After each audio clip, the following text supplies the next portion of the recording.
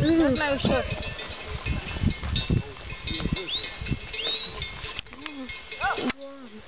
Uite că se duce. Câini, pe aici. Să vorbim cu Soban. Apropiați-vă de noi. Hai să stăm în grup. Da. Bună ziua! Salutare! Stai pe șor, hai manitele. Mama! Nu, sunt blânzi. Vorbesc cu ei, mângâi. Hai vină încoace. E băiat cu minte? E cu minte? E cu minte. Hai vină încoace, hai vină să te mângâi. Hai vină încoace. Să nu te muște. Uite ce frumos e rău.